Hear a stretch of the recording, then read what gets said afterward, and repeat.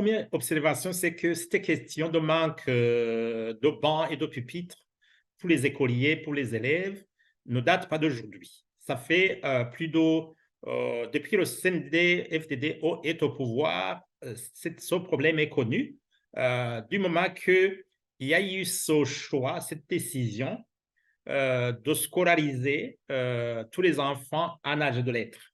Donc, ils ont improvisé cette mesure sans avoir préparé les moyens et le nécessaire pour concrétiser cette réforme, en fait, cette décision.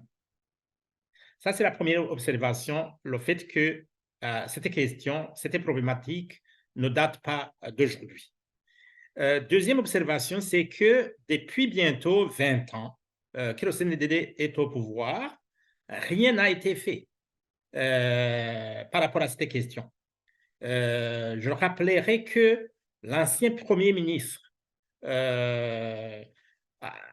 devant le Parlement, avait affirmé que cette question allait trouver une solution. Autrement dit, que le gouvernement allait débloquer de l'argent pour équiper les écoles. Ça fait plus de 2 ans et rien n'a été fait. Donc, ça a été un mensonge. Troisième observation, c'est que ce n'est pas l'argent qui manque. C'est plutôt des leaders patriotes, visionnaires, responsables et qui tiennent parole et qui décident les priorités. Donc, autrement dit, qui font un bon choix. Et pour bien détailler, ce n'est pas l'argent qui manque. La preuve, ce sont les stades qui ont été construits pratiquement dans toutes les provinces. Ce sont les croisades de prière qui sont régulièrement organisées et qui coûtent énormément cher. Ce sont les voyages, les déplacements, parfois des leaders avec leur famille et qui passent des semaines et des semaines à l'étranger. C'est un coût. Je pourrais multiplier des exemples. Et donc, ce n'est pas l'argent qui manque, c'est la mauvaise volonté, c'est le mauvais choix. Et voilà. Alors, quelles sont les conséquences de ce choix délibéré, je dirais? Tout simplement, premièrement, on voit les élèves assis sur par terre, sur des pierres, sur des briques, et qui prennent des notes donc dans des positions qui risquent de détériorer leur physique, donc ils risqueront un jour d'avoir le mal de dos. Ça, il y a des conséquences néfastes sur la santé des écoliers et des écolières. Tous les pays du monde se développent suite à l'éducation, ce qu'on appelle la formation des formateurs, la formation des cadres, les ressources humaines suffisantes. S'il faut bâtir des étages ou des villas ou des routes, construire des routes, cela demande de l'expertise. Il faut avoir été formé pour être ingénieur. Pour soigner les citoyens, il faut absolument une éducation de qualité et un diplôme de médecin. Dans le domaine agricole, on a besoin des ingénieurs agronomes. Dans le domaine des minéraux, on a besoin des géologues. Je pourrais multiplier des exemples. On a besoin des professeurs d'université. Et toutes ces compétences, le Burundi ne les aura jamais si rien ne change, parce que tout simplement, les conditions dans lesquelles les cours sont dispensés, sont enseignés, sont des conditions déplorables depuis l'école primaire, je dirais même dans l'enseignement secondaire. Et donc, par conséquent, les conséquences seront dramatiques parce que tout simplement, d'ici 10 ans, 20, 30 ans, le Burundi n'aura pas des experts ayant les compétences nécessaires pour trouver des solutions aux problèmes qui mineront le pays dans 10 ans, 20 ans, 30 ans. On parle du Burundi émergent en 2040 et du Burundi développé en 2060.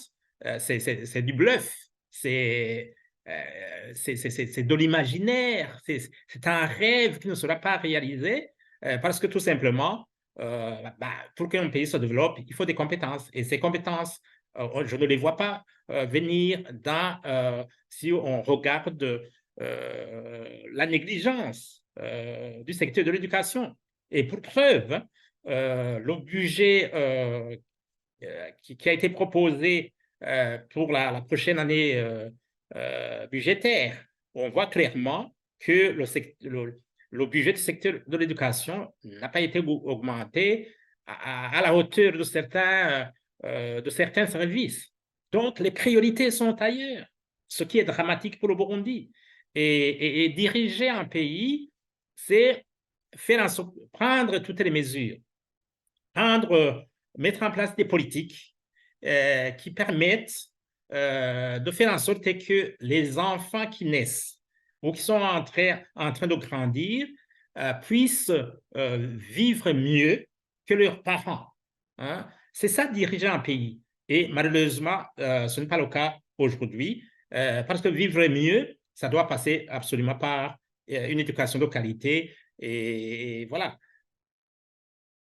C'est un drame national et malheureusement, plus les années passent, plus la qualité de l'enseignement se détériore et il sera de relever le secteur de l'éducation si rien n'est fait très, très rapidement. La première chose que je dirais au Burundi, sans distinction aucune, c'est que la question de l'éducation, c'est une question nationale qui ne doit pas être politique. C'est une question qui touche tous les Burundais, directement ou indirectement. Donc, tous les Burundais, sans distinction de parti politique, ni d'ethnie, ni toutes les divisions que l'on pourrait imaginer, tous les Burundais devraient exiger de la part du gouvernement pour que le secteur de l'éducation soit une priorité. C'est une affaire nationale, c'est question d'avenir de tout un peuple, c'est question d'avenir de tout un pays. Ça, c'est le premier conseil adressé au Burundi dans son ensemble, sans distinction aucune. Deuxième observation, c'est que, comme je le disais tantôt, ce n'est pas l'argent qui manque, ce sont des priorités qui manquent. Ce sont des mauvais choix. Donc, il revient au chef de l'État de prendre toutes les mesures qui s'imposent pour mobiliser, pour dégager de l'argent, une somme suffisante pour équiper toutes les écoles du pays en bancs et pupitres et pour améliorer les conditions de travail des enseignants, notamment en leur donnant du matériel didactique nécessaire, je pense ici aux livres, et aussi penser à améliorer le salaire des enseignants. Donc, le chef de l'État, c'est à lui de prendre la question en main. Il a reconnu que la qualité de l'éducation s'est fortement détériorée. Aujourd'hui, les Burundais attendent qu'ils prennent des mesures pour corriger, pour améliorer cette qualité de l'enseignement qui s'est détériorée. Autre conseil, c'est, disons, en collaboration avec le Parlement, décider d'augmenter d'un petit pourcentage les taxes sur certains produits de luxe. Je pense ici aux billets d'avion, je pense aux véhicules, je pense aux liqueurs, les boissons alcoolisées qui sont importées, je pense aux smartphones et je pense au tabac, etc., etc. Donc, les produits qui sont achetés ou consommés par des Burundais qui ont assez de moyens. Ils ne peuvent pas toucher sur vraiment les produits de base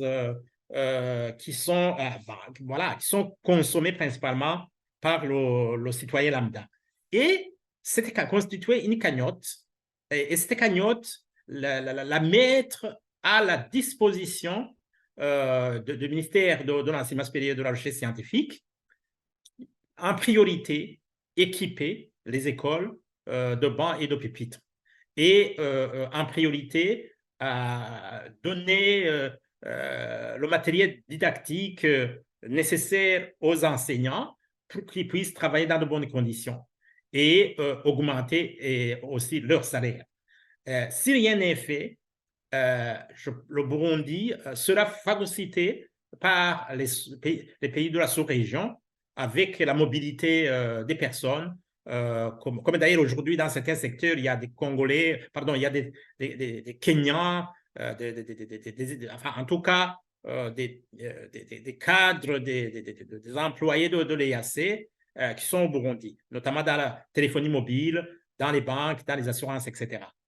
Et donc, voilà, c'est un choix stratégique et prioritaire pour moi de tout faire pour doter le ministère